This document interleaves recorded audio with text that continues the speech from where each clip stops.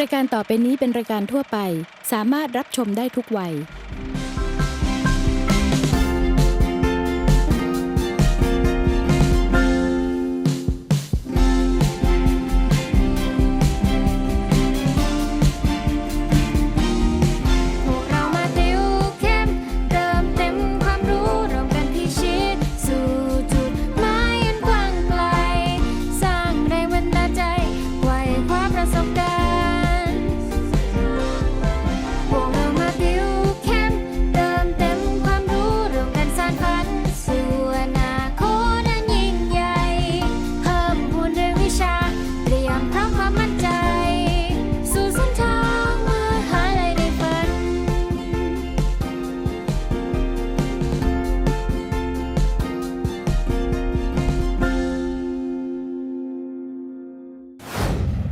สวัสดีครับพบกับพี่เมาส์และรายการติวเข้มเติมเต็มความรู้นะฮะรายการดีๆที่จะมาเป็นตัวช่วยให้กับน้องๆได้เข้ามหาวิทยาลัยที่ฝันตามที่ตั้งใจให้ได้นะครับด้วยสาระความรู้ที่มีอย่างหลากหลายใครสนใจวิชาไหนก็เข้าไปกดติดตามที่ www.etvthai.tv กันได้เลยนะครับแต่วันนี้พี่เมาส์ก็จะพาน้องๆไปพบกับครูกวางณัฐริการอดสถิตนะครับในข้อสอบ A-Level วิชาวิทยาศาสตร์ประยุกต์นะครับรับรองว่าได้รับความรู้กันแบบเข้มข้นและความสนุกสนานอย่างแน่นอนครับตอนนี้ครูกวางพร้อมแล้วนะครับถ้างั้นเราก็อย่ารอช้าครับไปติวกันได้เลยครับ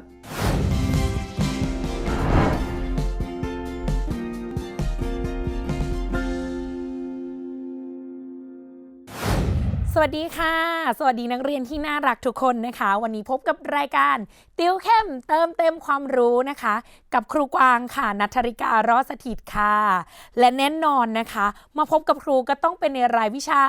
วิทยาศาสตร์นั่นเองนะคะก่อนที่เราจะไปเริ่มเรียนรู้เตรียมความพร้อมสำหรับการสอบ A-Level ในครั้งนี้ไปพร้อมๆกันนะคะอันดับแรกค่ะนักเรียนต้องมีอะไรก่อนคะมีอะไรจ๊ะมีใจมีใจมีอะไรอีกมีเอกสารด้วยนะคะมีแต่ใจอย่างเดียวไม่มีเอกสารมาเรียนไม่ได้นะคะนักเรียนสามารถไปดาวน์โหลดเอกสารนะคะได้ตามนี้เลยที่อยู่ด้านล่างนี้เลยนะคะ www.etvthai.tv นั่นเองค่ะเอาล่ะตอนนี้ใจพร้อมเอกสารพร้อมนักเรียนพร้อมไหมคะนักเรียนต้องพร้อมด้วยนะอย่างที่3นี่สำคัญอีกเช่นกันนะคะก็คือนักเรียนพร้อมค่ะถ้าพร้อมแล้วนะคะเรามาเริ่มกันเลยกับในส่วนของวิชาวิทยาศาสตร์วันนี้ค่ะและแน่นอนนะคะใกล้ช่วงเวลาสำคัญสำหรับนักเรียนชั้นมัธยมศึกษาปีที่6ที่เรากำลังจะก้าวสู่สนามที่เรียกว่า A-Level เป็นไงสนามนี้บอกเลยว่าทุกคนต้องสอบไม่ได้และพลาดไม่ได้นะคะและในส่วนวันนี้ค่ะครูกวางนะคะก็ได้รับผิดชอบในส่วนของ A-Level 63 วิทยาศาสตร์ประยุกต์นั่นเองค่ะทีนี้วิทยาศาสตร์ประยุกต์เนี่ยนะคะเหมาะกับใครบ้างก็ต้องบอกว่าจริงๆแล้วเนี่ยนะคะนักเรียนก็ต้องไปดูก่อนว่าคณะที่เราเนี่ยนะคะจะสมัครเข้าไปเรียนเนี่ยใช้ในส่วนของรายวิชาอะไรได้บ้างนะทีนี้ปีนี้ค่ะ Test Blueprint นะคะก็ออกมาแล้วนะคะว่าข้อสอบเนี่ยจะออกอะไรบ้างแต่ใน26ข้อค่ะวันนี้นะคะครูกวางขออนุญาตรับผิดชอบค่ะในส่วนของวิทยาศาสตร์ชีวภาพค่ะวิทยาศาสตร์ชีวภาพนะคะปีนี้เนี่ยเขาบอกว่าจะออก 7-9 ข้อประกอบด้วยเนื้อหาอะไรบ้างทั้งหมดทั้งมวลนี้นะคะก็คือตรงตามหลักสูตรแบบทุกประการนะคะประกอบไปด้วยพาร์ทที่1ค่ะระบบนิเวศและสิ่งแวดล้อมค่ะ2ค่ะการลำเลียงสารเข้าและออกจากเซลล์ค่ะ3ค่ะการรักษาดุลยภาพของร่างกายมนุษย์ค่ะ4ค่ะระบบภูมิคุ้มกันของมนุษย์ค่ะ5ค่ะการดำรงชีวิตพืชและ6ค่ะพันธุกรรมและวิวัฒนาการนั่นเองนะคะทีนี้ในส่วนของข้อสอบค่ะปีนี้นะคะทางTest Blueprint ที่ออกมาเนี่ยก็บอกเลยว่าจะออกเป็นปรนัยนะคะ5ตัวเลือกนะคะข้อละประมาณ 3.2 คะแนนนะคะแล้วก็มีในส่วนของเชิงซ้อนอีกนะคะเพราะฉะนั้นอย่างที่บอก9ข้อนี้ตั้งใจทำได้แน่นอนสู้ด้วยกันนะเพื่อไม่ให้เป็นการเสียเวลามาพบกับพาร์ทแรกเลยนะคะระบบนิเวศและสิ่งแวดล้อมค่ะระบบนิเวศและสิ่งแวดล้อมเนี่ยถ้าพูดถึงเรื่องนี้นักเรียนต้องนึกถึงอะไรก่อนตีความก่อนคำว่าระบบนิเวศคืออะไรคะระบบนิเวศจะมีคำสำคัญหลักคำแรกก็คือคำว่ากลุ่มสิ่งมีชีวิตกลุ่มสิ่งมีชีวิต แล้วก็ต้องมีอะไรคะแหล่งที่อยู่ใช่ไหมคะแล้วก็ต้องมีเวลา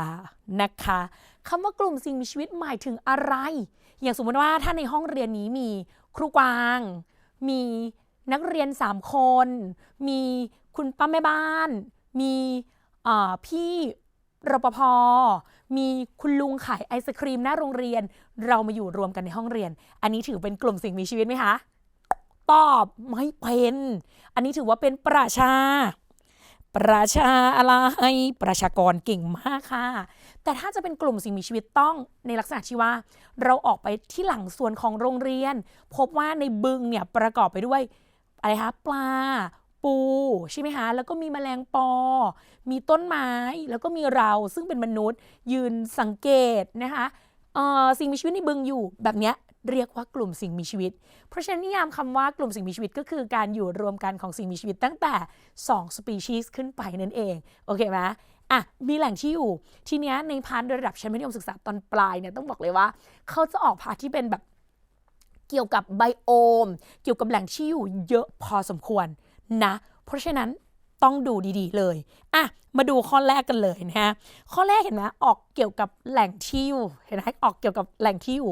ครูเก่งแล้วมันออก3 คำนี้แหละคีย์เวิร์ดข้อสอบออก3 คำนี้แหละนะคะ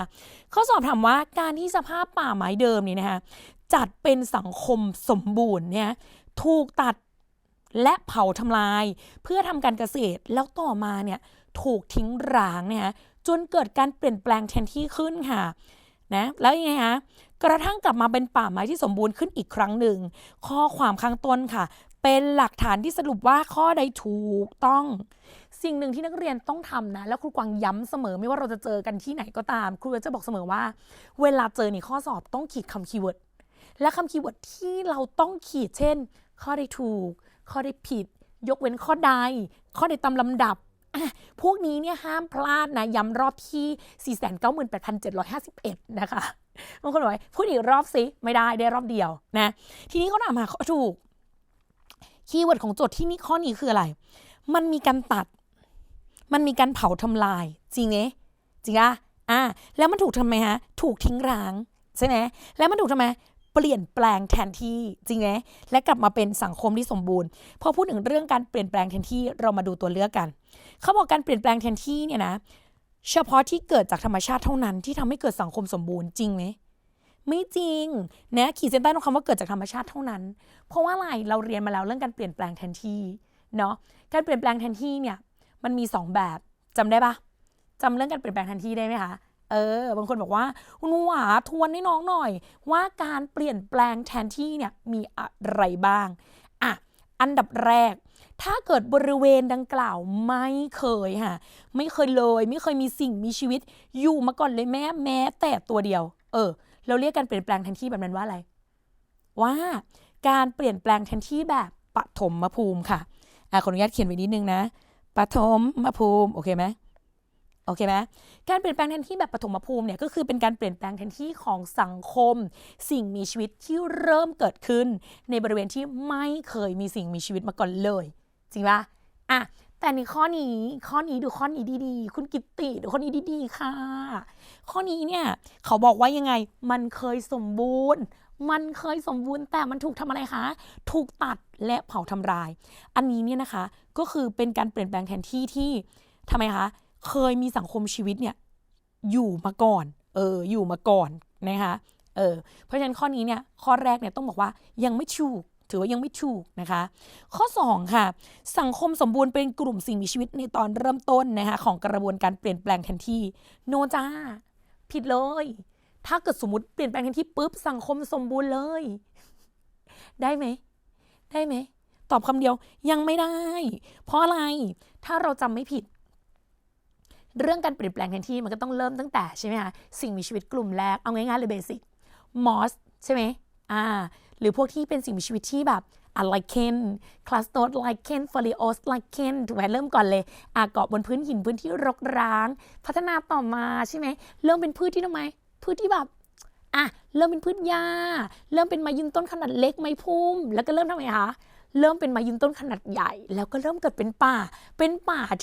ถึงจะบอกว่าเป็นสังคมสมบูรณ์ยังไงเป็นสังคมสมบูรณ์เพราะฉะนั้นถ้าเปิดมาแล้วสมบูรณ์เลยจบไม่ต้องเปลี่ยนแล้วไม่ต้องเปลี่ยนแปลงแทนที่แล้วจริงป่ะต่อมาค่ะในระหว่างที่เกิดการเปลี่ยนแปลงแทนที่ปัจจัยทางกายภาพขีดเส้นใต้ในบริเวณนั้นไม่มีการเปลี่ยนแปลงฮัลโหลปัจจัยการทางกายภาพก็ต้องเปลี่ยนเพราะมันส่งผลต่อการเปลี่ยนแปลงแทนที่นี่แต่ละช่วงนั่นเองจริงไหมเหลือ2 ช้อยค่ะทำไงดีคะจิ้มค่ะจำจี้ไม่ใช่นะคะดูได้เลยเขาบอกว่าการเปลี่ยนแปลงแทนที่ทางนิเวศวิทยาจะเกิดขึ้นในบริเวณที่ไม่เคยมีสิ่งมีชีวิตดำรงชีวิตมาอยู่ก่อนข้อนี้มันก็จะย้อนกลับไปที่ทฤษฎีเดิมที่ครูกวางบอกเราเมื่อสักครู่ว่าเฮ้ยการเปลี่ยนแปลงแทนที่เนี่ยมันมีได้2แบบนะคือถ้าเป็นปฐมภูมินะก็คือไม่เคยเลยแต่ถ้าทุติยภูมิทุติยภูมิเดี๋ยวเขียนตรงนี้สวยๆทุติยภูมิคือเคยมีสิ่งมีชีวิตอยู่ก่อนแล้วมันทำไมคะเกิดการเปลี่ยนแปลงจนบริเวณดังกล่าวเนี่ยล้มสลายไปแล้วไม่มีสิ่งมีชีวิตอยู่นะคะหลงเหลืออยู่นะจ๊ะเพราะฉะนั้นข้อนี้ก็เลยยังไม่ถูกเขาบอกข้อ5ค่ะถึงข้อสุดท้ายแล้วนะต้องถูกแล้วนะข้อสุดท้ายต้องถูกแล้วนะคะเมื่อสังคมสมบูรณ์ถูกรบกวนมากๆจะเกิดการเปลี่ยนแปลงแทนที่หรือถูกทดแทนโดยกลุ่มสิ่งมีชีวิตอื่นได้จริงไหมจริงนะคะอันนี้ก็คือเป็นไปได้จริงเพราะว่าแน่นอนว่าถึงแม้ว่ามันจะเป็นสังคมสมบูรณ์ที่ครบและเป็นป่าแล้วแต่ถามว่าป่าก็ยังเกิดการเปลี่ยนแปลงได้ไหมคะนักเรียนเกิดได้อะไรก็ย่อมเกิดขึ้นได้อันนี้นี่เรื่องจริงเลยนะไม่ใช่แค่ในระบบนิเวศนะอะไรก็ย่อมเกิดขึ้นได้นะคะเมื่อมีปัจจัยอื่นๆมากระทบเช่นอาจจะเป็นภัยพิบัติใช่ไหมอาจจะเป็นอะไรคะโรคระบาดอาจจะเป็นอะไรคะการบุกรุกของพืชที่เป็นไพโอเนียใช่ไหมเพราะฉะนั้นมันเกิดขึ้นได้ข้อนี้คำตอบที่ถูกก็เลยเป็นข้อ5นั่นเองยากไหมไม่ยากแต่อุปสรรคของข้อนี้คืออะไรตัวเลือกมันยาวใช่ไหมคะโจทย์มันยาวบางคนอาจจะท้อใจแต่ไม่ใช่พวกเราแน่นอนเพราะเราคือยอดนักสู้นะคะมาดูข้อต่อไปเขาบอกว่าเหตุการณ์ในข้อใดเนี่ยทำให้เกิดการเปลี่ยนแปลงนะคะขึ้นกับองค์ประกอบทางชีวภาพในระบบนิเวศและเป็นเหตุให้ประชากรสิ่งมีชีวิตในระบบนิเวศนั้นลดลงข้อนี้เนี่ยคีย์เวิร์ดอยู่ตรงที่คำว่าลดลงเป็นครูคุณจะวงก่อนอะไรลดคะแบ็กกลับไปหาคีย์เวิร์ดแบ็กกลับไปประชากรลดประชากรลดแบ็กกลับไปอีกเจอคีย์เวิร์ดคำว่าอะไรคะปัจจัยทางชีวภาพคุณครูน้องแอบลืมเหมือนกันนะคะว่าอะไรคือปัจจัยทางกายภาพและปัจจัยทางชีวภาพโอเคไหมปัจจัยทางกายภาพคืออะไรปัจจัยทางกายภาพก็คือปัจจัยเกี่ยวกับสิ่งแวดล้อมทั้งหมดใช่ไหมเช่นอะไรแสงความเข้มข้นของสารละลายความเป็นกรดเบสใช่ไหมพวกนี้เกี่ยวข้องไหมเกี่ยวข้องนะอย่างแสงมีปัจจัยพืชอย่างเงี้ยพืชก็ต้องใช้แสงในการเจริญเติบโตนะคะไล่เดี๋ยวจะยาวมาดูปัจจัยทางชีวภาพปัจจัยทางชีวภาพชีวะคืออะไรคะเพราะชีวะคือชีวิตมันคือชีวิตก็คือสิ่งมีเลยนะคะสิ่งมีชีวิตนั่นเองก็คือเป็นปัจจัยทางชีวภาพซึ่งสิ่งมีชีวิตเราก็สามารถแบ่งได้ตามอะไรตามลักษณะการบริโภคของมันใช่ไหมแบ่งเป็นกลุ่มผู้ผลิตแบ่งตามบทบาทของสิ่งมีชีวิตในระบบนิเวศแบ่งเป็นผู้ผลิตผู้บริโภคผู้ย่อยสลายผู้บริโภคก็แบ่งได้ตามลักษณะการบริโภคถูกไหมคะอันนี้คือปัจจัยทางชีวภาพเนาะทีนี้เรามาดูตัวเลือกแต่ละอันกันพร้อมไหมการระเบิดของภูเขาไฟระเบิดภูเขาไฟอันนี้แหละกายภาพเพราะมันเป็นภัยพิบัติที่เป็นปัจจัยมาจากสิ่งแวดล้อมถูกปะไม่ได้เกี่ยวกับสิ่งมีชีวิตมีสิ่งมีชีวิตไหนได้ไหมแบบโกรธฉันโกรธเจ้าป่ามากเจ้าป่าแบบว่าบุกรุกพื้นที่ฉันเดินไปขัดจุดระเบิดภูเขาไฟฟูจิต้มได้ไหมไม่ได้ง่ายทำได้นะคือแบบมิราเคิลมากเลยนะอันนี้คือไม่ใช่เรื่องจริงแหละนะคะข้อ2ค่ะการปนเปื้อนของถุงพลาสติกและขวดพลาสติกในทะเล อันนี้เนี่ยก็คือเป็นเรื่องของเคมีใช่ไหมเรื่องของสารเคมีความเข้มข้นของสารต่างๆที่ปนเปื้อนอยู่ในสิ่งแวดล้อมเพราะฉะนั้นอันนี้ก็เป็นกายภาพจ้าข้อ3ค่ะการนำท่อคอนกรีตไปวางบนพื้นท้องทะเล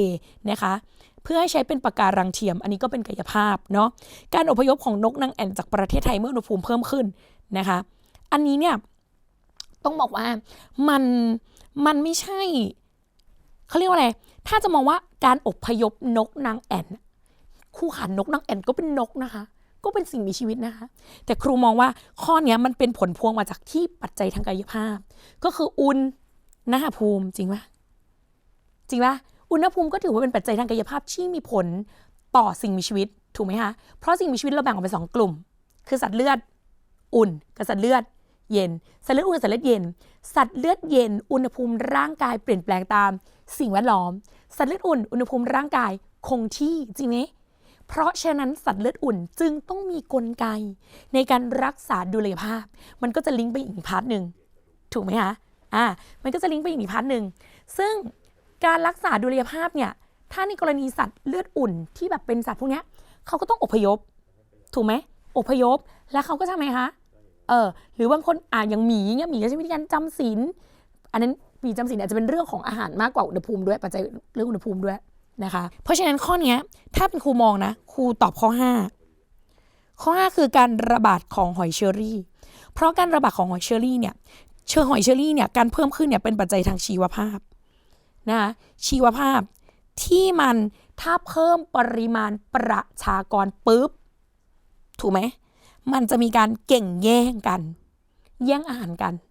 แล้วใครจะลดลงหอยโข่งจะลดลงนะเพราะมันอาจจะมีปัจจัยที่ต้องการในเรื่องของอาหารทรัพยากรแหล่งที่อยู่ที่เหมือนกันคล้ายๆกันจริงปะเพราะฉะนั้นข้อนี้จะตรงกับโจทย์ที่สุดเพราะโจทย์ต้องการทราบว่าองค์ประกอบทางชีวภาพใดเป็นเหตุผลทำให้จำนวนประชากรเนี่ยลดลงโอเคปะคืออย่างข้อ4มันเป็นการอพยพออกมันเป็นลดลงแบบอพยพออกและปัจจัยโดยตรงก็มาจากอะไรคะสิ่งแวดล้อมซึ่งเป็นปัจจัยสิ่งแวดล้อมก็คือเรื่องอุณหภูมิซึ่งเป็นปัจจัยทางกายภาพนั่นเองโอเคไหมมาดูอีกข้อหนึ่งนะข้อนี้เนี่ยเห็นไหมเน้นแหล่งที่อยู่เขาบอกการเปลี่ยนแปลงแทนที่ในพื้นที่ว่างเปล่าในบริเวณอุทยานแห่งชาติเขาใหญ่นักเรียนรู้จักเขาใหญ่ไหมรู้จักเขาใหญ่เนาะรู้จักภูเขาเนาะนักเรียนมีภูเขาเนาะเห็นไหมมีเขาแล้ว ไม่ต้องมีเราก็ได้อุ้ยคุณเล่นมุกอะไรนะเราทุกคนเคยไปเขาใหญ่เรารู้ว่าอุทยานแห่งชาติเขาใหญ่เนี่ยเป็นพื้นที่อนุรักษ์สัตว์ป่าและพันธุ์ไม้ต่างๆเนาะเป็นเหมือนปอดของประเทศไทยจริงไหมอุดมสมบูรณ์ไหมอุดมสมบูรณ์นะแต่เขาถามว่าจะทำให้เกิดชีวนิเวศแบบใดข้อนี้จริงๆเขาอยากทำอะไรเราคือคำว่าเปลี่ยนแปลงแทนที่ก็คือเหมือนเอามาเติมให้เราว่าสรุปเขาจะออกเปลี่ยนแปลงแทนที่หรือเขาจะออกเรื่องไบโอมเหมือนเอามาลวงเราเหมือนเอามาลวงเราจริงป่ะจริงๆข้อนี้คืออยากถามว่าเขาใหญ่เป็นชีวนิเวศแบบใดเป็นไบโอมแบบใดจบแล้วตอบแบบใด1ทุนราทุนใจ2ป่าฝนเขตร้อน3ทุ่งหญ้าเขตร้อน4ทะเลทรายหรือ5ป่าผัดใบวันนี้ค่ะครูกวางมีตารางทรงพลัง ขี้โม้อีกแล้วไข่ของอีกแล้วนักเรียนตารางนี้บอกเลยว่า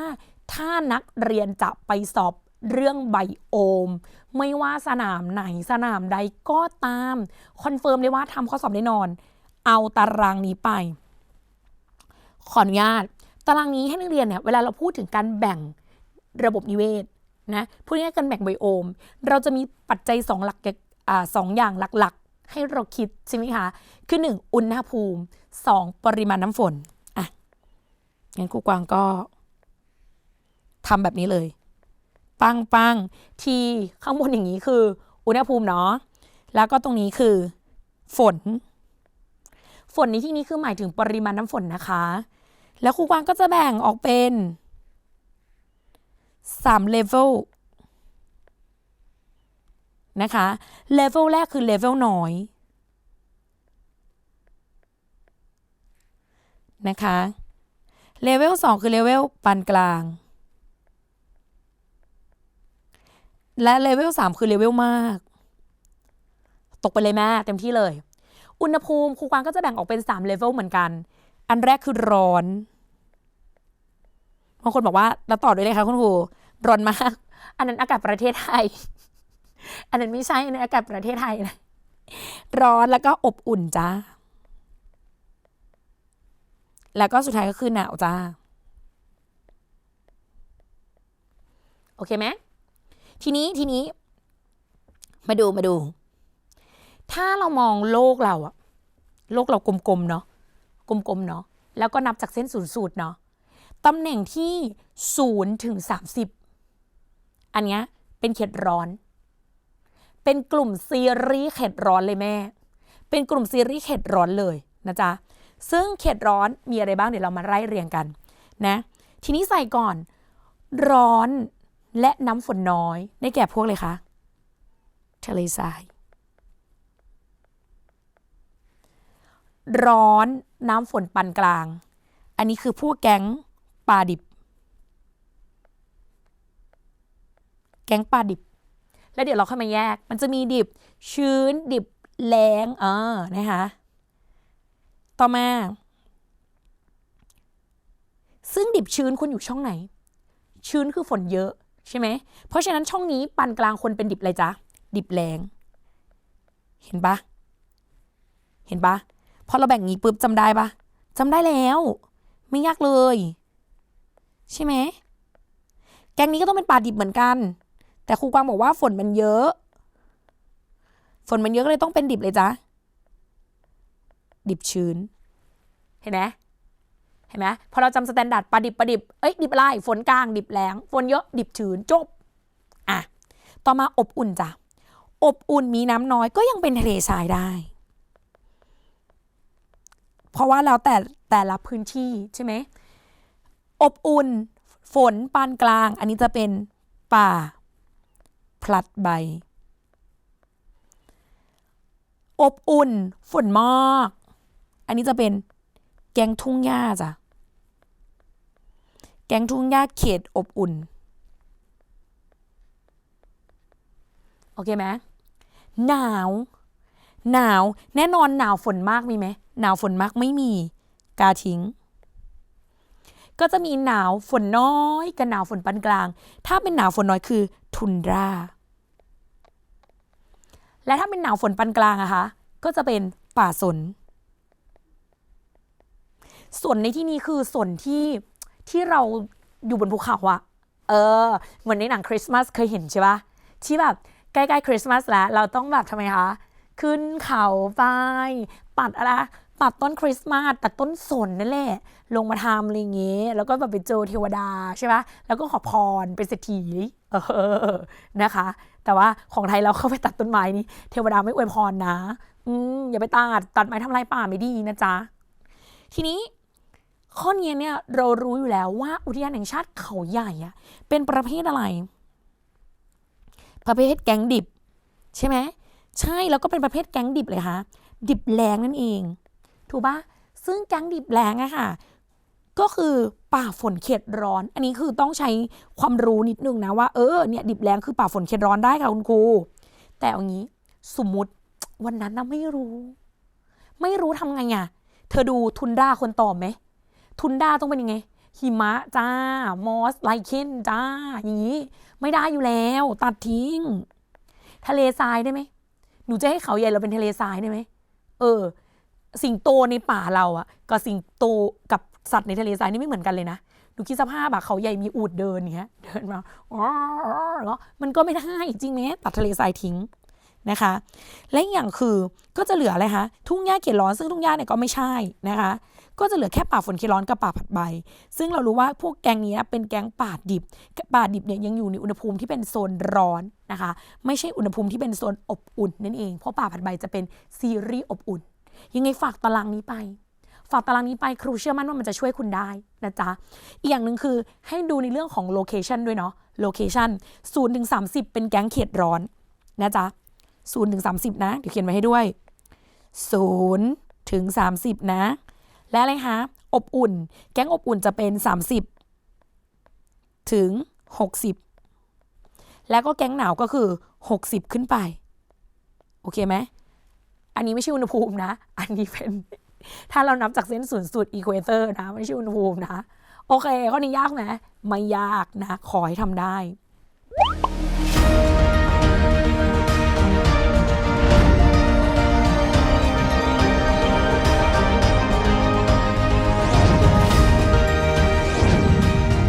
อย่าเพิ่งไปตัดสินว่าอันนี้ฉันก็ทำไม่ได้อันนั้นฉันก็ทำไม่ได้ให้เราลองไปฝึกดูก่อนลองไปสัมผัสดูก่อนผมเชื่อว่าถ้าเราลองพยายามครับเดี๋ยวมันก็จะทำได้เอง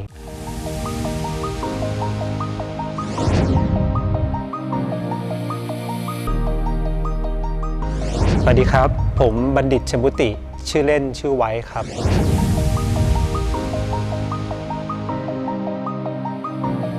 ได้โควต้า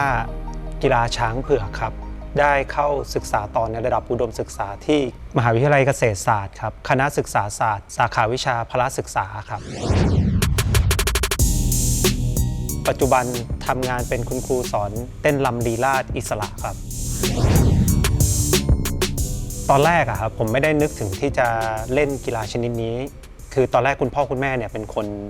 เริ่มเข้าในวงการพวกนี้ก่อนเพราะว่าเขาทำงานแล้วก็มีการสังสรรค์กันอะไรเงี้ยฮะก็เลยเอาลูกลองไปเรียนดูคราวนี้พอเรียนเสร็จแล้วเนี่ยเราเป็นคนชอบเสียงเพลงกีฬาลีลาศเนี่ยมันจะต้องเต้นเข้ากับเพลงอยู่แล้วครับมันก็ดูสนุกขึ้นแล้วอีกอย่างหนึ่งเราเจอเพื่อนๆในกลุ่มหลังจากนั้นเราก็เลยได้เล่นมาตลอดเรื่อยๆ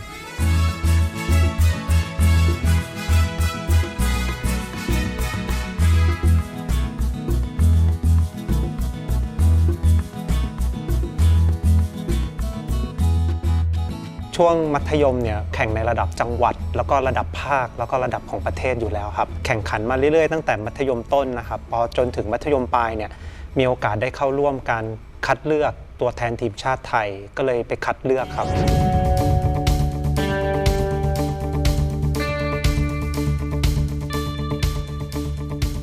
พอคัดเลือกเสร็จแล้วเนี่ยเราก็ติดพอเราติดเนี่ยเราก็เลยใช้ความสามารถพิเศษแล้วก็โควต้าตัวนี้ครับมาเข้าศึกษาต่อในระดับอุดมศึกษาครับทุนช้างเผือกนี้เป็นโควต้าพิเศษของทางมหาวิทยาลัยครับที่เขาตั้งขึ้นมาว่า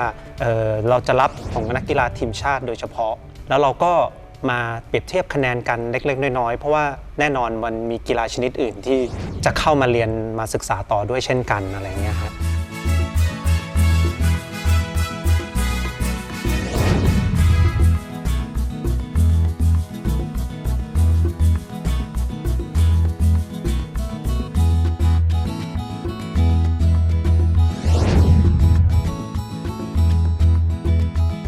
รู้สึกรักและชอบกีฬาชนิดนี้มากทุกวันนี้ก็อยากจะพัฒนาต่อไปเรื่อยๆอยากจะปีนระดับตัวเองเนี่ยให้ขึ้นไปสูงขึ้นเรื่อยๆครับ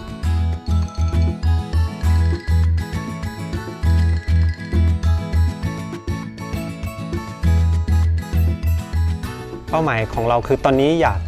ติดทีมชาติอีก1 ครั้งนะใช่เพราะว่าในทุกๆปีเนี่ยกีฬาลีลาศเนี่ยคือแบบพอเราเป็นทีมชาติเสร็จแล้วเนี่ยหลังจากนั้นเขาก็จะมีการคัดเลือกใหม่เรื่อยๆในทุกๆปีทุกๆปีทุกๆครั้งอะไรเงี้ยฮะเราก็ต้องไปแข่งขันเพื่อที่จะคัดเลือกเพื่อให้เขาติดและเข้าร่วมการแข่งขันในกีฬาต่างๆต่อไป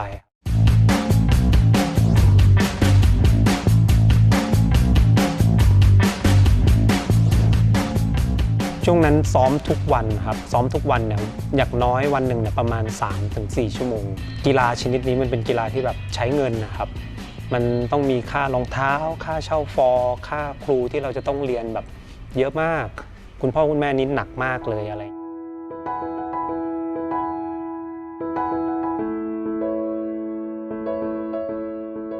ความท้อเนี่ยมีนะครับบางครั้งเนี่ยซ้อมแล้วแบบรู้สึกว่ามันทำไม่ได้สักทีมันแบบทำไมมันทำไม่ได้อะมันประมาณอาทิตย์หนึ่งแล้วนะยังทำไม่ได้เลยอะไรอย่างเงี้ยลองไปทำกิจกรรมอื่นก่อนพักบ้างละเราจะแบบซีเรียสอย่างเดียวไม่ได้ละต้องเปลี่ยนจังหวะหรือว่าเปลี่ยนแบบ ไปเที่ยวอย่างอื่นหรือไปทำอย่างอื่นแทนแล้วก็พออารมณ์ดีมันเป็นกีฬาประเภทคู่ใช่ไหมฮะพอเราเริ่มดีขึ้นมาถึงปุ๊บเราก็แบบไม่ต้องซีเรียสอะไรมากเต้นเลยลองเต้นไปก่อนพอเต้นเสร็จแล้วเราก็ค่อยมาตบให้มันใส่เทคนิคเข้าไปอะไรพวกนี้ครับแล้วก็มาคุยกันใหม่มันก็จะเหมือนคล้ายๆว่าคล้ายๆละลายพฤติกรรมอะครับมันก็จะดีขึ้นอะไรอย่างเงี้ยครับอันเนี้ยสำหรับ over balance ไม่ค่อยพอคืออยากให้น้องๆครับลองตั้งใจทำในสิ่งที่น้องๆถนัดตอนนี้ก่อนนะครับพี่เชื่อว่าทุกอย่างเนี่ยมันยังไม่สายครับลองทำไปเรื่อยๆผิดถูกช่างมันนะครับแล้วเดี๋ยวยังไงเราก็มาดูผลตอบรับอีกทีนึงแล้วเราก็จะตัดสินใจได้มากขึ้นว่าเราจะไปในทางนี้ต่อไหมหรือว่าเราจะเปลี่ยนทางดีอะไรอย่างเงี้ยฮะจริงๆยิ่งเราทำไปเรื่อยๆครับเราจะรู้วิธีและแนวทางเนี่ยที่จะปรับเปลี่ยนมันให้มันดีขึ้นเนี่ยได้เยอะมากๆเลยนะครับการที่เราจะทำอะไรได้ดีเราต้องมีความรักกับมันแล้วก็มีความรักไม่พอเราต้องมีความใส่ใจมีความมุ่งมั่นจริงๆแล้วการเริ่มต้นทุกอย่างมันเป็นเรื่องยากการเริ่มต้นเป็นสิ่งที่ยากที่สุดในการจะลงมือทำอะไรสักอย่างแต่ถ้าเรากล้าที่จะทำเรากล้าที่จะเปิดใจทำแล้วลำดับขั้นต่อไปมันจะดีขึ้นเองค่ะส่วนตัวไอเองคือมองว่าทุกอาชีพทุกสายงานคือจะมีอาชีพรองรับอยู่แล้วขึ้นอยู่กับว่าเราตั้งใจและทำมันได้ดีพอหรือเปล่าผมรักมันแล้วตอนนี้ผมรักแล้วก็ชอบกีฬาชนิดนี้ครับแล้วเราก็มีจุดมุ่งหมายของเราหรือมีเป้าหมายของเราไว้ข้างหน้าว่า1นะเราอยากเป็นทีมชาติอีกครั้งหนึ่งแล้วเราอยากเป็นเหมือนอาจารย์ที่มีชื่อเสียงแล้วก็เหมือนเป็นคนที่แบบคอยจดจำเราได้อะไรเงี้ยฮะในประเทศในระดับประเทศหรือว่าในระดับโลกอะไรเงี้ย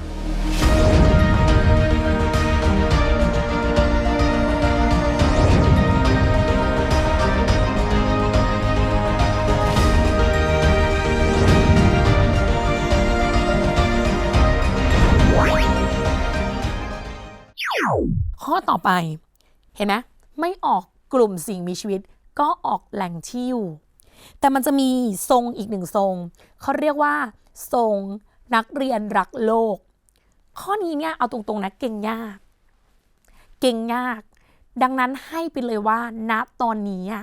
มันมีข่าวอะไรเกี่ยวกับปัญหาสิ่งแวดล้อมเกี่ยวกับปัญหาในเรื่องของขยะมลพิษอะไรอย่างเงี้ยคือพยายามดูเอาไว้ให้มันซึ่งมันจะเกิดขึ้นในปีที่ผ่านมานะคะอย่างนี้ในปีนี้ที่น่าสนใจคือมันเคยมีปัญหาเรื่องขยะอิเล็กทรอนิกส์ขยะอิเล็กทรอนิกส์นะคะอันดับแรกขยะอิเล็กทรอนิกส์คืออะไรบางเนี่ยอย่างเงี้ยมันเป็นเรื่องที่บางทีเราเหมือนจะรู้นะแต่เราก็ไม่ได้รู้นะแต่ตอนนั้นก็มีข่าวใช่ไหมปีนี้ก็กลับมามีข่าวอีกใช่ไหมที่จะมีเหมือนกับมีการนำเข้าขยะอิเล็กทรอนิกส์มาทิ้งในประเทศเราอะไรอย่างเงี้ยค่ะข่าวลักษณะนี้อยากให้เด็กๆติดตามเอาไว้ด้วยนะหรืออย่างปีนี้จะมีข่าวในเรื่องที่เราถูกประกาศว่าเราไม่เป็นโลกร้อนละเราเป็นเรื่องของโลกเดือดแทนเพราะอุณหภูมิเฉลี่ยสูงขึ้นข่าวแบบนี้ไปอ่านด้วยนะอันนี้ถือว่าไกด์ให้แต่ทีนี้มาดูตัวอย่างข้อสอบปีนี้เขาบอกว่าขยะอิเล็กทรอนิกส์ในพื้นที่รกร้างเนี่ยส่งผลให้เกิดปัญหาในข้อใดอันดับแรกแน่นอนเลยเราตอบได้อยู่แล้วน้ำอากาศดินโลกร้อนรูโวข้อนี้เนี่ยถ้ามันมีคีย์เวิร์ดอยู่ตรงนี้คือคำว่าพื้นที่รกร้างแสดงว่าเขาเอาไปทิ้งถูกไหมเขาเอาไปทิ้งนะคะเขาเอาไปทิ้งขยะอิเล็กทรอนิกส์คืออะไรในปัจจุบันเนี่ยมันก็จะมี2กลุ่มนะคือผู้กลุ่ม high grade กับผู้กลุ่ม low grade ผู้กลุ่ม high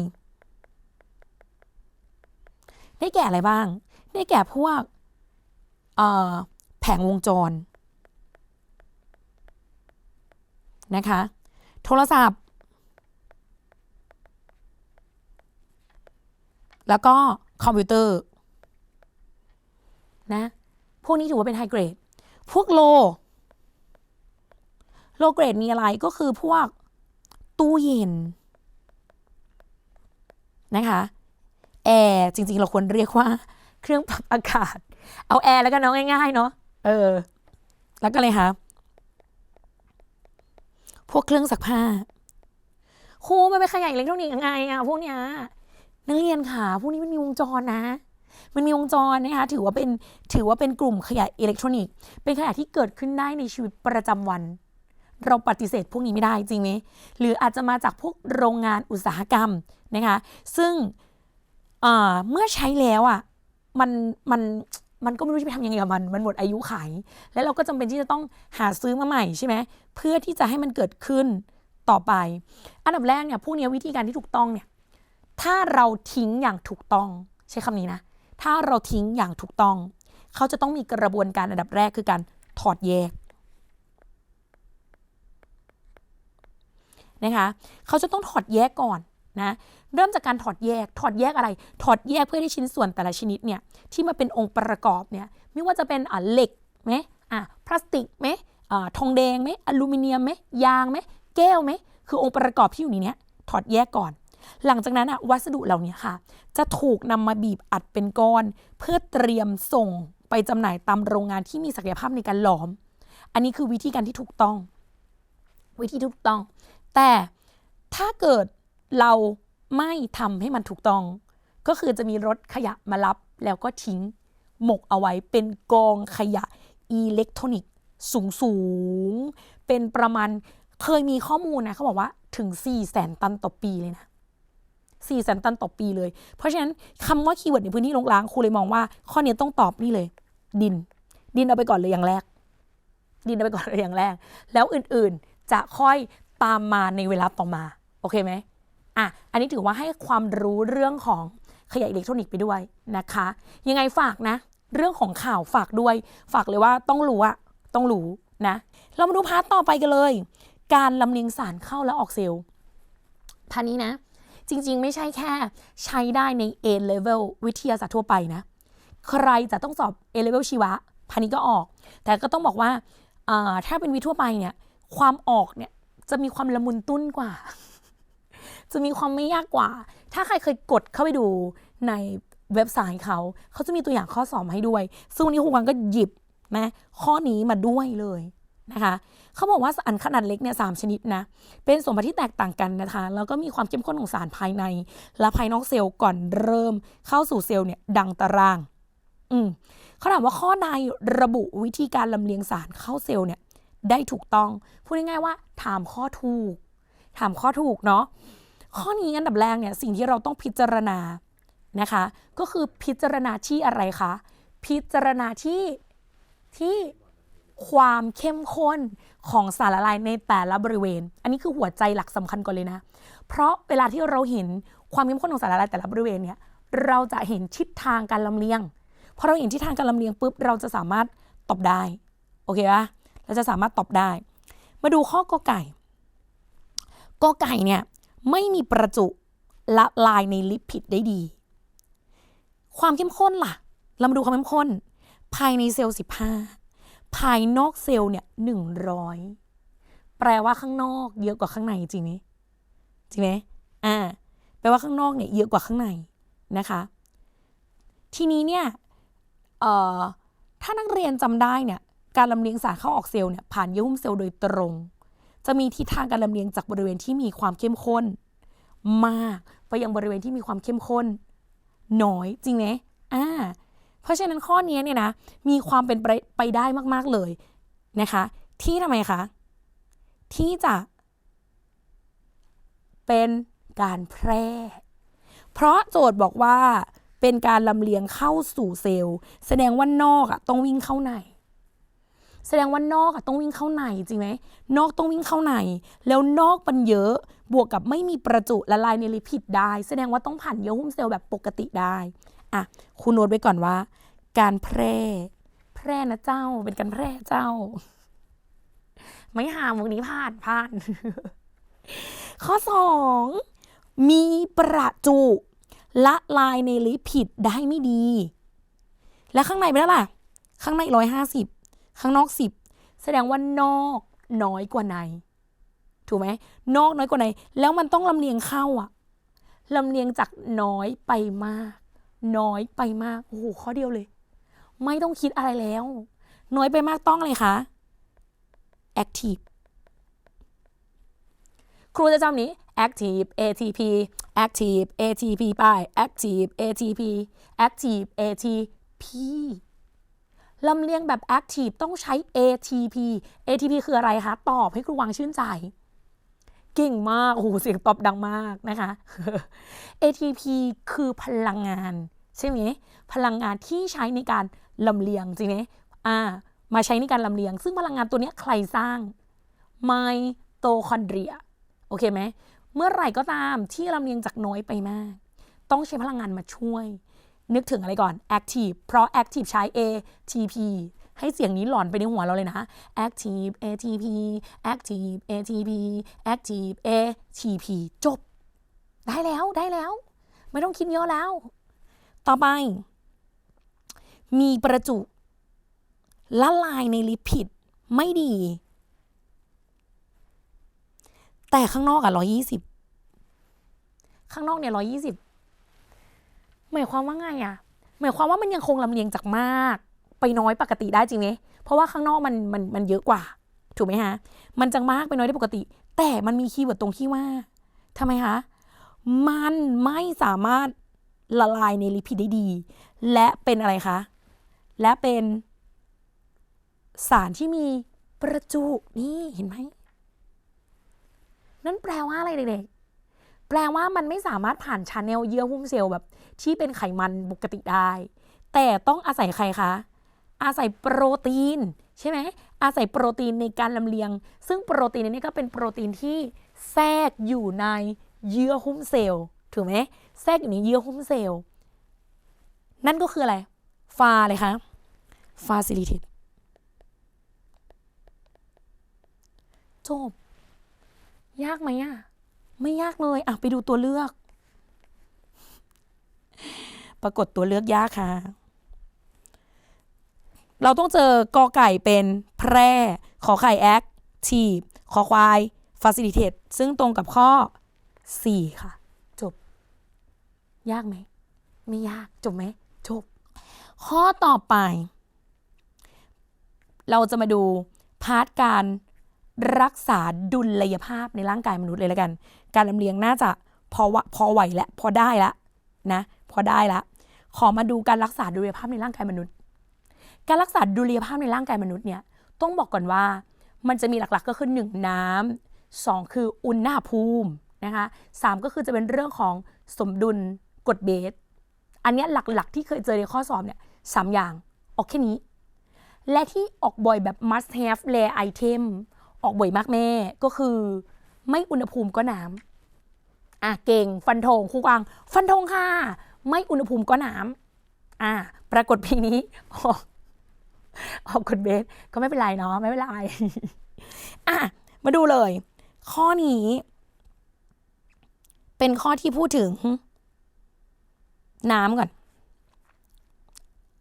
เอาน้ำก่อนเขาถามว่าข้อใดเป็นกลไกที่สอดคล้องกับการที่เราเนี่ย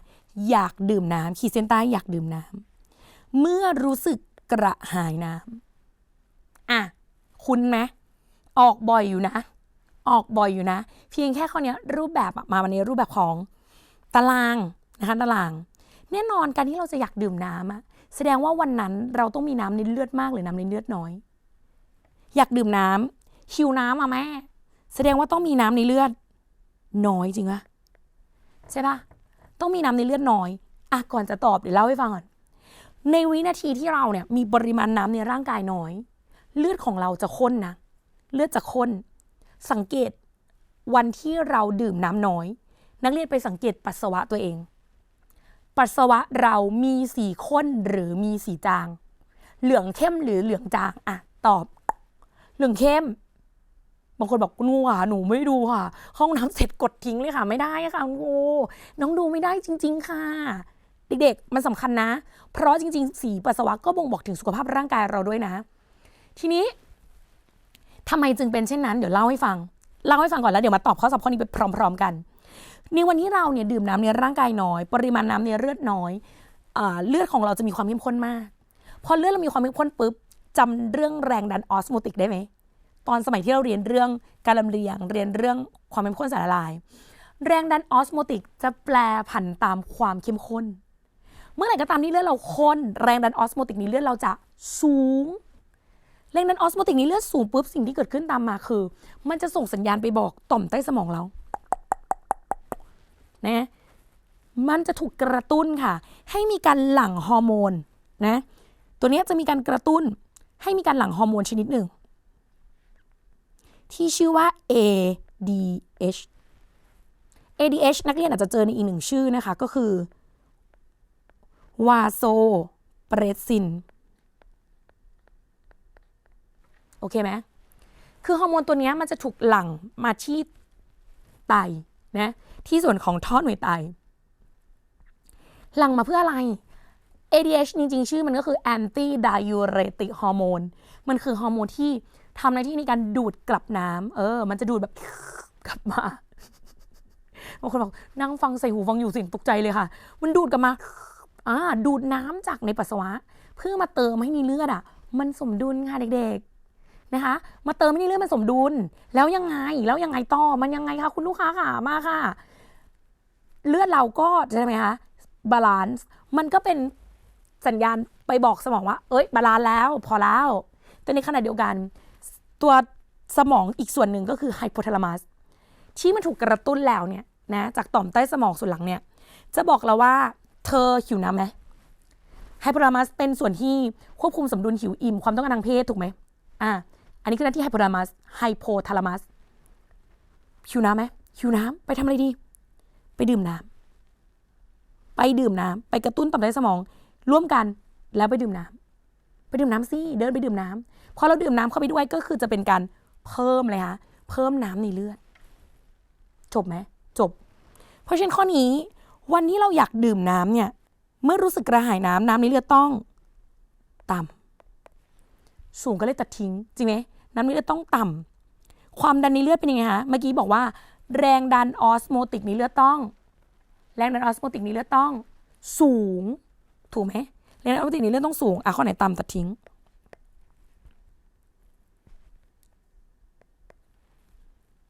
โอเคไหมข้อไหนต่ำตัดทิ้งเหลือ3ข้อข้างบนตัดแล้วเหลือ2ข้อ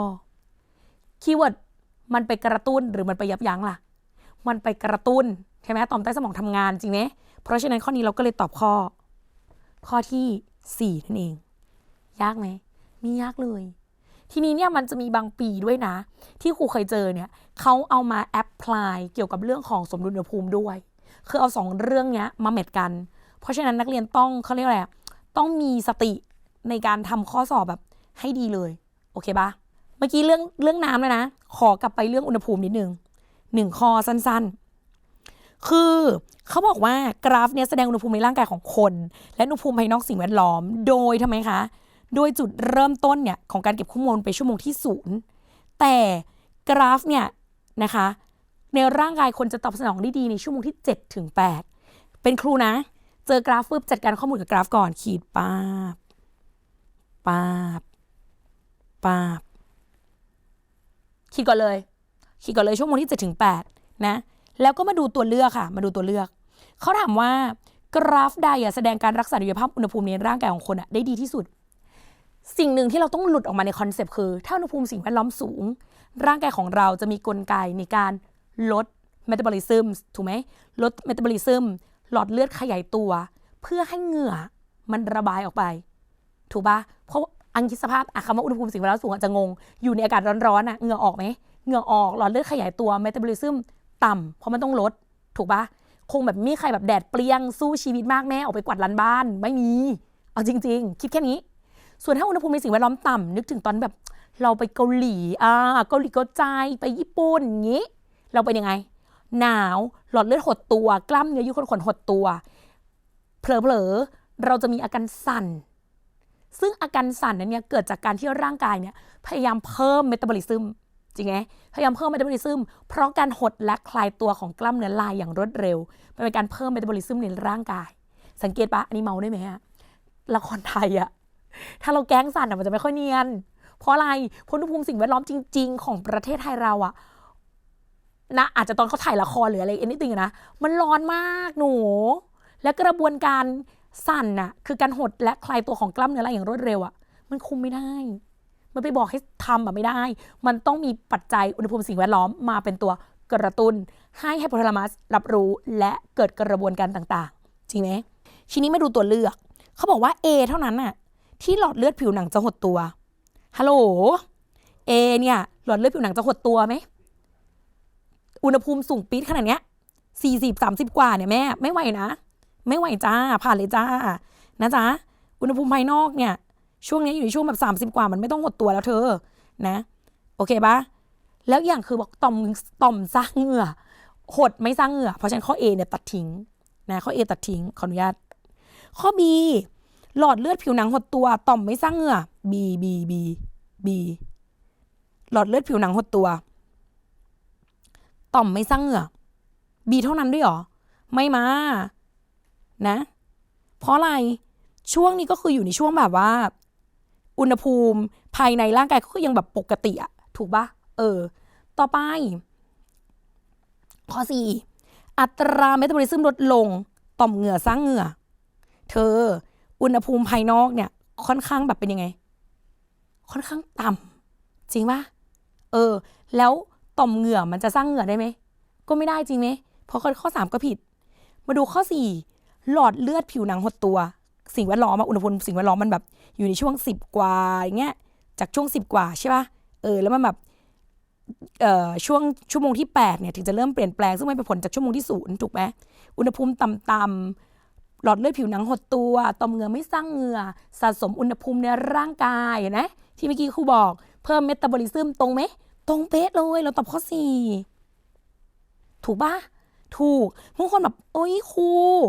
แล้วทำไมเราถึงแบบฟันธงล่ะว่ามันจะต้องเป็นพฤติกรรมเมื่อเกิดขึ้นในอุณหภูมิสิ่งแวดล้อมต่ำนักเรียนต้องดูตรงนี้ด้วยคีย์เวิร์ดเขาเริ่มเก็บข้อมูลตั้งแต่ชั่วโมงที่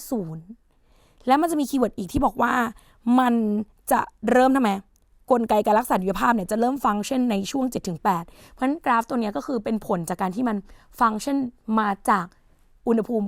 ก่อนหน้านี้ต่อเนื่องจริงปะโอเคปะจบ